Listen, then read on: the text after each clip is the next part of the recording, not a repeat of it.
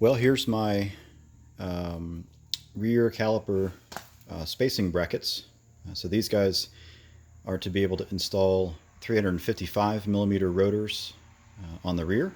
The stock are 324 millimeter rotors.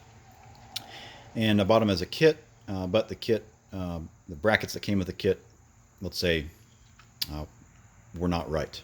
So I just decided to make my own, designed these and had them water jet cut, including they just water jet the tap drill hole sizes, and then I just tap these. That's a M12 by 1.5. On the B7 RS4, it's 90 millimeter hole spacing, and then it's nice that these mounts are, let's say, concentric, maybe not the right term, with the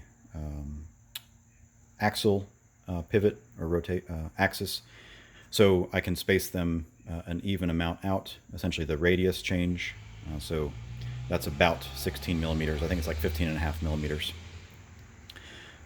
The next challenge with this is I wanted to keep the stock caliper brackets in a way that I could return back to the stock rotors if I wanted to. So to do so, the threads on the stock rotor, or sorry, the stock caliper brackets, the way that they mount, the bolts come through the hub on the backside and thread into the caliper mounts. And to retain those with this spacing, there's no room on the backside because the hub still takes up some of this space to run the bolt in through the backside just like it does factory. So what I had to do is take these guys and essentially remove on a lathe some of the threads to allow them to come in from the front side or the outside. So these guys are threaded in and they're captured now, but they can spin freely and they have a little bit of movement. So this will allow me to bolt the factory caliper bracket to the new caliper spacer. Let's see if this will behave.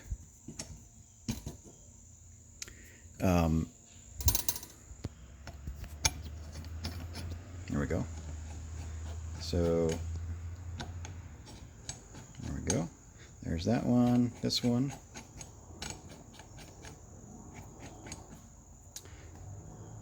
The other bit is that the new rotors are spaced out, essentially towards the outside of the car by about 13 millimeters. So this is a 1/2 inch piece of steel, mild steel, hot rolled. And essentially there we go. That's how it will look. So this compared to the factory bracket, it just shifts everything away from the axle center line. The thing I did have to do is I did spot face and counterbore a bit this side of the threaded hole on the stock brackets, because if I didn't, this bolt, when it would go into the hole, it would catch on this angled edge and not have a nice flat face to clamp against. So spot facing, small counterbore, that's the only modification on the stock bracket. And then 1/2 inch thick, 90 millimeter hole spacing, M12 by 1.5 threaded holes, spaced out by the radius change in the disc. So I can keep all the factory hardware. I can return back to factory mounting if I need to. And of course I'll test fit everything. I'll probably have these brackets and these bolts, which came black oxide. I'll probably have this hardware yellow zinc plated just for some corrosion protection. I may just mount them and paint them and mount them for now to make sure that everything works, and then pull them all off and get them zinc plated later. But I got some extra of these brackets made just in case I screwed some up. So that's the as cut from the water jet process. Pretty nice edges. I just cleaned up this with on the belt sander, just to smooth that out a bit. There was a little bit of a burr. And of course, deburring is always important. Anyways, long story short, this should do the job. Nice and burly.